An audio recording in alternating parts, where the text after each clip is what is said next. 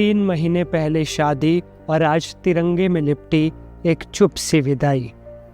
ये सिर्फ खबर नहीं, ये एक वीर बेटे की आखिरी कहानी है। नमस्ते, मैं हूं असीम और आप देख रहे हैं एनडीटीवी। बिहार के सिवान का लाल देश की रक्षा करते हुए शहीद हो गया। नाम था रामबाबू सिंह। पाकिस्तान के कायर गोलीबारी में घायल हुए, मौत से जिंदगी की जंग जीतने की खूब कोशिश उनकी तरफ से की गई, लेकिन होने को कुछ और ही मंजूर था। रामबाबू सिंह अब हमारे बीच नहीं रहे। रामबाबू सिंह जिंदाबाद के ये नारे सिर्फ गूंज नहीं हैं, ये उस दर्द की चीख भी है जो हर उस माँ के सीने से निकलती है जिसने अपने बेटे को वर्दी पहनाई थी।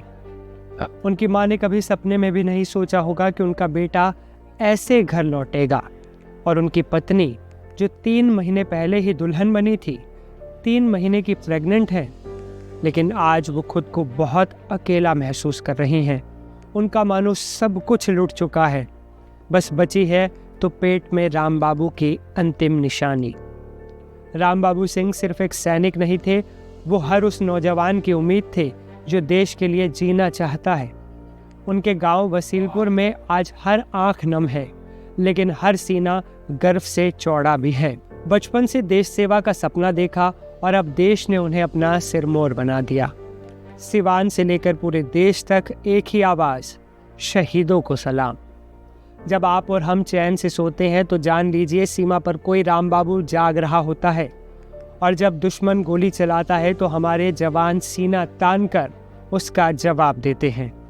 पाकिस्तान की एक भी गोली हमारे हौसलों को नहीं तोड़ सकती।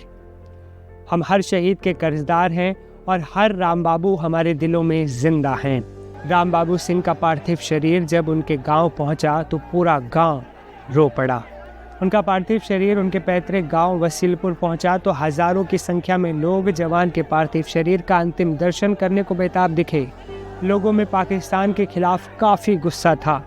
लोग भारत माता की जय और रामबाबू सिंह जिंदाबाद के जमकर नारे लगा रहे थे।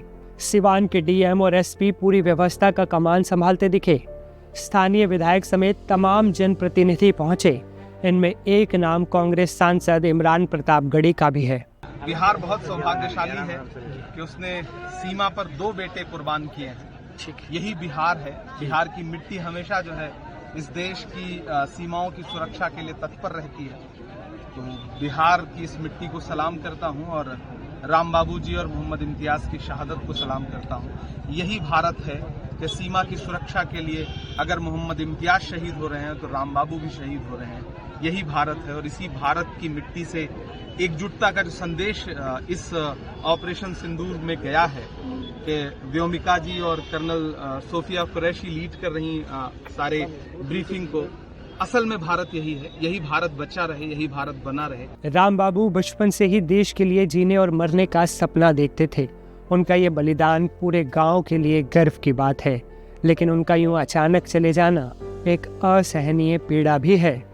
जब भी हम आज़ादी की सांस लेते हैं तो ये मत भूलिए कि सीमा पर कोई ना कोई जवान अपने खून की कीमत चुका रहा होता है।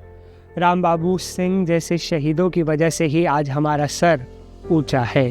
पाकिस्तान की हर एक कायर हरकत का जवाब हमारे जवान सीने पर गोली खाकर भी देते हैं। आज पूरा देश रामबाबू को सलाम कर रहा है। एनडीटीवी परिवार भी उनकी वीरता को सैल्यूट करता है।